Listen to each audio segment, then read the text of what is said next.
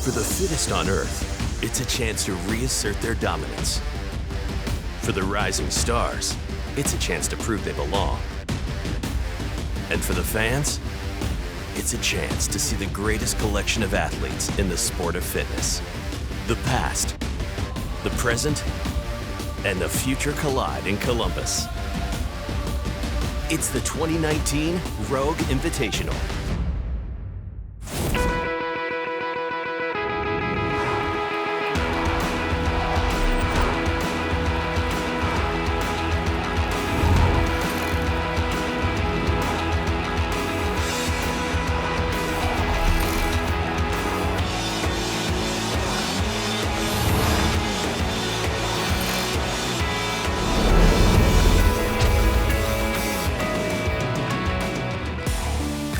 Day one is halfway over at the Rogue Invitational. 2 events are down, 6 remain. The women who have already qualified for the CrossFit Games have their sights on the prize for winning the entire competition, $50,000. The rest are fighting for a chance to compete for the right to be called Fittest on Earth. One woman will receive an invite to the CrossFit Games in Madison, Wisconsin. Tia-Clair Toomey and Davidsdottir lead the race for the money after 2 events. Toomey took the opening test, go rank. Tia Toomey's gonna win the event. Kristen Holta's gonna take seconds. It was a great little test to challenge myself against her and the other girls, and I was happy with the first place. Davidsdottir answered with a win in event 2, the mule. Davidsdottir is going to take event number 2 and put 100 points in her pocket. It went almost perfectly according to plan. Back-to-back third-place finishes have Sara Sigmundsdottir well within striking distance of the overall lead. I just had a game plan, stuck to the game plan, and it worked. Toomey and Davidsdottir each have 172 points. Sigmundsdottir is only 12 points back in third. Brooke Wells and Kristen Holta are 4th and 5th. The first 2 events of day 1 were held in the outdoor stadium. The next 2 move indoors. It's gonna be loud, it's gonna be hot. I think the athletes are gonna feel like the crowd is right on top of them, and I think it's gonna push these guys to their limits, and I think we're gonna get a good show. Event 3 is the chipper. The athletes are required to row 100 calories on the Concept 2 rower, perform 80 wall balls, 60 glute ham developer sit-ups, 40 box jump overs, and then lunge 96 feet with 2 35-pound kettlebells over their head. The name chipper has a double meaning. To get through the event, the athletes have to chip away at the work. At the same time, the work chips away at them. Great classic CrossFit, longer workout, definitely grueling. I think this is an event where you could see someone go out early and then fade pretty hard. Key is going to be just to keep moving, keep consistent pace, not go too fast and not go too slow anywhere. I think once we get to the end, there's going to be a real push there. If someone clears that thing, man, kudos to you. There are 2 heats of 10 athletes. The overall leaders go last, and they get a preview of what they'll be facing. For the second straight time, Dani Spiegel sets the time to beat. She gets across the finish line more than a minute faster than the rest of the competitors in her heat. Dani Spiegel, kettlebells are down, and she is across, and she will win heat number 1, 15:24.63 seconds. The 4,000 fans in the indoor stadium have their favorite athletes. The athletes also have their favorite fans. When I walk out, and I always find my parents, they always have an Icelandic flag and a sign that says beast mode, so I can always spot them in the crowd, and that always gives me a little energy too. Final heat is underway as the women settle into this 100-calorie row. This is about the legs, so you need to make sure you find that tempo, know exactly how hard to push, because it's a long event. You don't want to put yourself into any sort of a pain cave too early. On the row where I was like, okay, you're gonna keep 1,100 to 1,200 calories, And then they called my name. When I was like 1800, I was like, no, slow down. Like the adrenaline just goes up when you hear everybody like cheering for you. Annie Thorisdottir is in the lead after the 100-calorie row. Sara Sigmundsdottir quickly catches her on the next movement, the 80 wall balls. The race between the Icelandic superstars is on. Annie Thorisdottir, Sara Sigmundsdottir at the same time to the GHD. And Sigmundsdottir getting to work just ahead of Thorisdottir. 60 repetitions here. I just had my plan. I stuck to my plan. Sara Sigmundsdottir continues to build momentum and her lead. Sara Sigmundsdottir moving on to the box jump overs as she has moved ahead of Annie Thorisdottir, and Sigmundsdottir no break, right to work. That was amazing. I was actually just very comfortable. It was hard, but I wasn't dying. Sara Sigmundsdottir right now is dialed in, right to work on the overhead walking lunges. Usually when you think of Sara Sigmundsdottir, you think of that big smile. I don't see that on her face right now. It's like she's all business. And there is a new Sara on the block. Sara Sigmundsdottir wins event 3.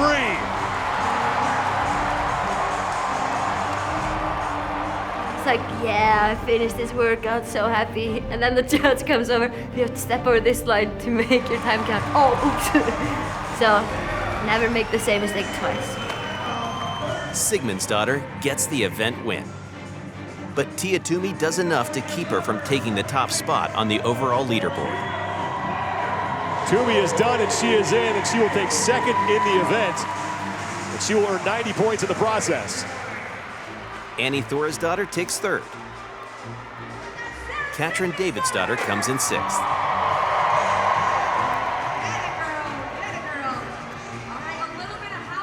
Sara Sigmundsdottir's win moves her into second place overall. She only trails Tia Toomey by 2 points. Annie Thorisdottir drops to third, but not by much. Brooke Wells and Kristen Holte swap places from the prior event. Coming up, classic displays of strength and a classic test of fitness. The 2019 Rogue Invitational continues.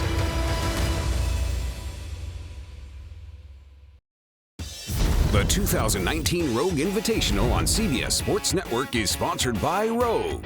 Don't Weaken. By Go Ruck. Founded by a Green Beret, Go Ruck is pioneering rucking as a fitness activity. And by Reebok, featuring their latest campaign, Sport the Unexpected. Fans at the Invitational all have one thing in common. They love watching big weights get lifted. That's exactly what happens in the Rogue Record Breakers. It's an exhibition of pure strength.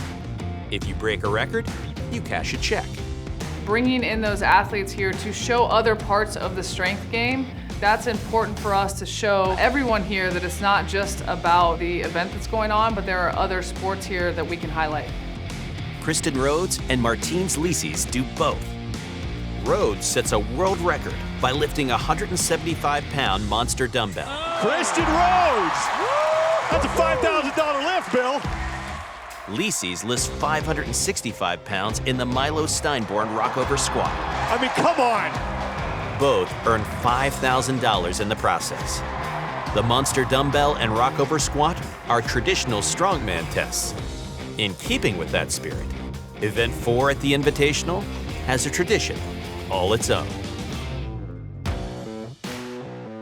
Amanda .25 really stands for 25 reps. The original workout is 21 reps. Amanda's kind of, it's almost like, it seems like everyone's favorite, right? Snatching and muscle ups. 2010 it was at the games, and then 2011 it was at the regional. It's 9, 7, 5, 3, 1, ring muscle up and squat snatch. You're gonna see how far the sport's come along. It's just gonna be a fast workout. I think you're still gonna see athletes do that, just clean through it, you know, without dropping the barbell at all. Figuring out the right strategy for these events is often important. But there is only one approach to Amanda .25. go as fast as you possibly can. It's going to be very fast and a very hard one, but a very fun one. We love ring muscle-ups. Those are a lot of fun. Sagaffi sets the top time in the opening heat. The women in the final heat are all chasing her mark of 4:42. Final heat of the day. Amanda .25, 50 total reps, and we could see the overall lead change once again here. 8 total scored events. This is event number 4. You started on the rings. I got out nine muscle-ups. I actually went to do a 10th. Decided, nope, you don't need to do any extra work. The key to this is going to be about going fast. They have to move. Tia Toomey and Sara Sigmundsdottir quickly move into the lead. The battle for the top spot on the leaderboard is on. I attacked the barbell, did touch and go 9s, then tried to just take my time getting back to the ring so I wasn't too fatigued, knowing that the 7s were definitely going to be game changer. Tia Toomey with a slight lead over Sara Sigmundsdottir here on the round of 7 squat snatches at 95 pounds. She looks to hang on to the overall lead here at the halfway point of the 2019 Rogue Invitational. She's just doing her thing. Blinders are on. She knows her body and her pace. 5 muscle-ups isn't a lot for me, so quickly got back up onto those rings as soon as possible, got those 5 out. Toomey's strategy pays off. Sigmundsdottir's does not. Sigmundsdottir, meanwhile, has slowed significantly on her round of 5 ring muscle-ups. She's breaking those up, and she failed her last rep. That's the price you pay if you push too hard. Tia Toomey on her round of 3, as she is starting to really put some distance between herself and Sara Sigmundsdottir. Tia Toomey, 1 rep to go. And Tia Toomey takes Amanda .25 and earns 100 points in the overall standings. It was a nice little fast workout. I think I just got over 3 minutes. But yeah, a great way to end the day. Sara Sigmundsdottir lost a close race with Toomey. She quickly finds herself in another battle. Kristen Holte is threatening to pass her for second. They get done at the same time. 1 rep for each. Holte there first. Kristen Holte will just beat Sara Sigmundsdottir across the finish line. Sigmundsdottir loses to Holte, but she beats most of the women chasing her on the overall leaderboard. Annie Thorisdottir comes in 8th. Katrin Davidsdottir suffers her worst finish of the competition. She finishes 16th. The first day of competition is over. After 4 events, Tia Toomey has the overall lead. But Sara Sigmundsdottir can change that in 1 event. She trails the 2-time defending CrossFit Games champion by just 22 points. Annie Thorisdottir remains in 3rd, but is losing ground in the battle for the top of the podium. I couldn't have asked for a better day. I put my best foot forward, and I know what I need to go home and improve on. Up next, Tia Toomey tries to hang on to the top spot on the leaderboard, while another former champion takes aim at her first event win. Day 2 of the 2019 Rogue Invitational gets started when we return.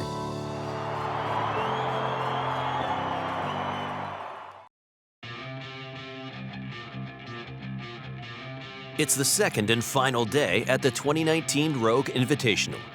4 events remain. 1 woman will walk away with $50,000. Another will earn an invitation to the CrossFit Games in August. But the competition is far from finished. I believe I'm sitting on top of the leaderboard at the moment, but it's only halfway through. We've only done 4 workouts, and we've got 4 workouts to go. A lot can happen. So I'm in 2nd place after day 1. A very big surprise. I have to give it the best I got, die a little bit in each workout, and hopefully that will be enough. I have 4 good events today. I'm looking forward to it, and It's such a great time here. You know, Rogue did it again, and the crowd is amazing. The outdoor field feels just like the games. The indoor stadium is one of the loudest that I've ever heard. So I really want to just come here, enjoy it, and like give my absolute best. For me, to get to the games is kind of just, you gotta dig a little bit deeper. You gotta get into that deep darkness hole, you know. You gotta make it hurt. Tia Toomey has held the overall lead since winning the opening event. Sara Sigmundsdottir is in second, only 22 points back of Toomey. Sigmundsdottir and the rest of the athletes have dealt with all kinds of challenges in their careers. But Event 5 presents something they've never done in competition: shooting. That was on accident. The C2 Biathlon is an event that Concept 2 came to us with. It's going to be a 30 cal skier. Go back to 5 shots, and then we're going to repeat that 3 times. And then you're going to finish with a 30 cal skier. Just such a cool test, the fitness, where you're getting your heart rate really, really high and then having to slow it down extremely fast. Each time an athlete misses those, they're going to have to complete that penalty. Run down, 3 thrusters, run back. The key is not the shooting, it is fitness and who can get their heart rate down the most. If you are spending over a minute to fire those shots, you are burning daylight. You might as well just start running your penalty laps. Oh my gosh, I can't wait. Shoot some guns. I think I have to prepare to do a lot of thrusters and shuttle sprints, but I'm hoping for the best. I can't say I've ever competed in a biathlon event, so that's just going to be something that's quite new and fresh. We're testing also how quickly can you get your heart rate to drop so that you can actually be stable. And I think I really like that. I'm very excited about that event. Accuracy is one of Margot Alvarez's strengths. She's used to hitting small targets as an accomplished golfer. The 6-time Games athlete won her heat by more than 40 seconds. Margot Alvarez with an impressive effort in the opening heat, and she will win her heat. A little bit of recovery, like it's like an active recovery, so you're just focusing on your breath to get that shot. But it's like as soon as you get back on that skier, you gotta go again. Obviously the last one, like you're going all out. So it was good. Next, how well can a sled dog shoot? Katrin Davidsdottir aims to take down Alvarez's top time in the final heat of the biathlon. The 2019 Rogue Invitational on CBS Sports Network is sponsored by Rogue. Don't weaken. By RP Diet App, the revolutionary new diet app to reach your fitness goals. And by Reebok, featuring their latest campaign, Sport the Unexpected. Most days, Rogue Fitness is busy making world-class equipment. But this weekend, Rogue is hosting a world-class event and all the fans who have descended on Columbus to watch it. Right now, they're being treated to an event usually reserved for the Winter Olympics, the biathlon. The skiing portion of the event is done on an erg. The shooting portion is the real thing, and the biggest challenge in the event. Final heat of Event 5, the biathlon, is underway. Speed on the erg is important, but staying in control on the rifle is critical. Any missed shots are costly. Katrin Davidsdottir goes 4-4-5, and she will run 1 penalty lap and do 3 thrusters as a result of that miss. Katrin Davidsdottir is done with her second of 4 skis, and now it's back to the shooting portion, and she will do this from the standing position, and this one is going to be the difference maker. Davidsdottir keeps herself on target for an event win. She hits 4 of her 5 shots. Every time I came off the field yesterday and I was like really frustrated, I went to the shooting range. So I just got a lot of practice like shooting when I was really frustrated and coming right off the field, so my heart rate was so high. Impressive for Katrin Davidsdottir. She's going to sprint to that penalty lap. Well, the thing that I saw with Davidsdottir is after she was very successful in that standing segment, she was coming back smiling. So she knew she made it through the hard part. Now it's like, okay, now I can just get going. I can lay down. It's all going to be money. Davidsdottir is indeed money on her final shoot. She hits all 5 targets. 5 for 5 for Katrin Davidsdottir. And now one final ski erg, and she is looking to demolish Margot Alvarez's top time of 12:21.73. Katrin Davidsdottir takes off to the finish line, and the sled dog can shoot. Who knew? Katrin Davidsdottir takes the biathlon. I wasn't expecting that. What happened out there, I was like, that was a very good surprise, but I had a lot of fun. Tia-Clair Toomey makes a push for second place late in the event. Toomey's done, she is off, and Tia-Clair Toomey is gonna take second place. Sara Sigmundsdottir takes 7th in the event and loses ground in her pursuit of Toomey for the overall lead. Annie Thorisdottir suffers her worst finish of the weekend so far. She takes 11th. Tia-Clair Toomey's lead over Sara Sigmundsdottir is now more than 5 times bigger than it was coming into the event. Kristen Holte climbs into 3rd, 4 points ahead of Annie Thorisdottir. Katrin Davidsdottir's win moves her up 2 places to 5th. I love competing. It's my favorite place in the world. I didn't have fun yesterday. I had so much fun today, and I want to do that. Happy with my performance in a lot of the events. I think I can take a lot from this as well and learn from some of the mistakes I made. Hard work is always so enjoyable afterwards. Like, that's what I think when I'm training or something. I always think, oh, the harder this is gonna be, the better I'm gonna feel after. Going into this competition, regardless of the result, that's what it was about. It was about learning and getting experience in competition, because at the end of the day, we're training for the CrossFit Games in August up in Madison. Next time on the 2019 Rogue Invitational, Tia-Clair Toomey tries to weather the storm and hang on to the overall lead. Iceland's favorite daughters look to take down the champ. $50,000 are on the line in the final 3 events in Columbus. This has been a presentation of CBS Sports Network, the 24-hour home of CBS Sports.